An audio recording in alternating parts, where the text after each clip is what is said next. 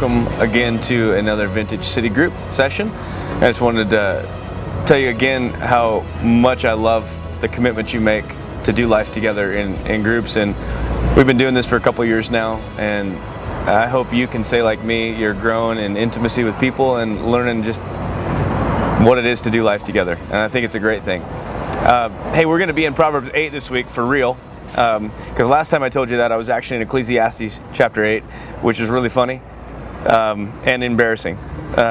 So I will just tell you the truth of how that happens. I opened my Bible and I thought I had been studying in Ecclesiastes and I thought I was in Proverbs. So there you go. Here's what I do love about it though. I think it was a really important teaching for us.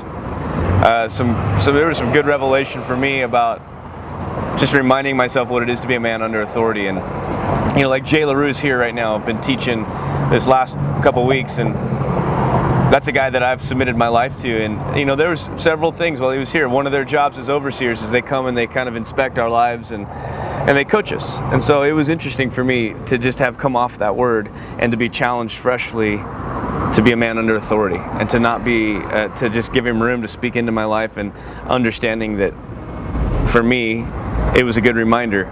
The evidence that I'm a man of wisdom is that I can be under authority. And so I hope you took that away as well.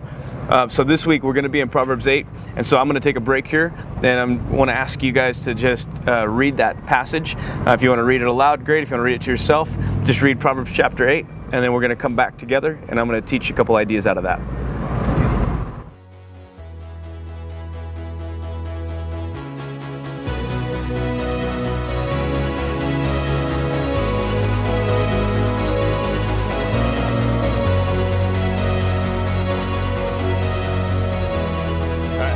Okay, hey, so you just had a chance to read Proverbs chapter 8, and I want to talk a few minutes about what I would call wisdom's request. You know, it opens up with wisdom talking about crying out and all the different places around the city that she's crying out. And here Solomon's typifying wisdom as a woman who, and I think the reason that is he's talking about this nurturing aspect of wisdom. Now I want to go back and study this idea of wisdom for a second. Again, reminding us, wisdom is just us learning to live life from God's perspective. And so Solomon's typifying wisdom as this woman crying out, this nurturing, caring, protecting woman crying out. And what she's really saying is, please listen to me. Please listen to me. Why? It's going to go better for you if you do. And so for us to be wise people, we must learn to live from God's perspective. Easy enough to think through. But I love that Solomon doesn't just state that. He gives us some really clear things that we can do, and I want to go through those really quickly. Number one, we choose to listen. Wisdom will cry out but won't come to us and make us learn. There has to be an intentionality in us that we're hungry to learn from wisdom. We're hungry to appropriate wisdom. Secondly, we choose to act. Wisdom won't make our choices for us. Wisdom won't force us to do things well. All of us have been alive long enough to know that we've made some wise choices and some unwise choices in life. So what does it look like to choose to listen and to choose to act? I think it's really simple. I think it deals with our attitude towards the Lord's voice, whether that is through our intimacy time with Him in prayer or whether it's through the Word. One of the things I love most about Ezra, the book of Ezra, is that here Ezra is a man presented to us as a scribe who knows the text and a priest who has a passion for the presence of God. And it's this life together that we all have to have. I think sometimes some of us get a little, we're just really into the intimacy side, we want to hang out with Jesus, or others, we're just really into the Word.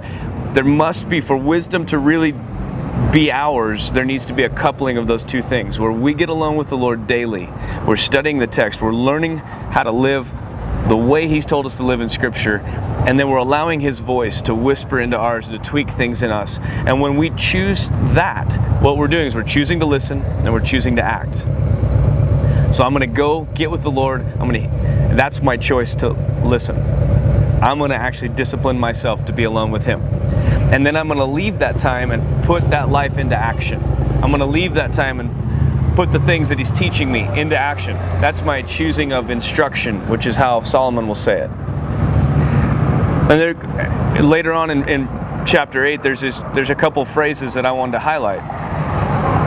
I love all those who love me. And it goes all the way down. It says, for I was born before the oceans. There's another phrase that says, happy are those who listen to me, watching for me daily at my gates. And I want to give you this. When we choose wisdom, what we're really choosing is Jesus. Because here in this entire chapter, what Solomon does is basically typifies Jesus. And just says, you think about it. In there you read, I was the architect at his side. I was born before the oceans were formed.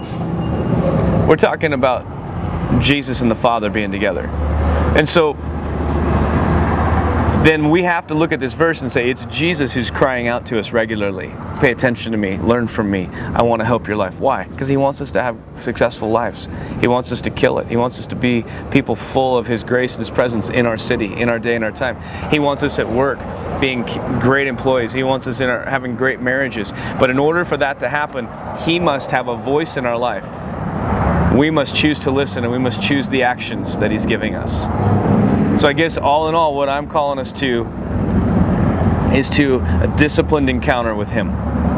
Let's be people that daily sit at his gates. We're daily setting aside time to be with him, and we're putting that life into action. So we're no longer just trying to make it or wing it.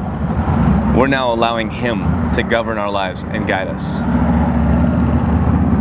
I said this about 4 weeks ago, and I want to highlight it again. Jesus makes this statement.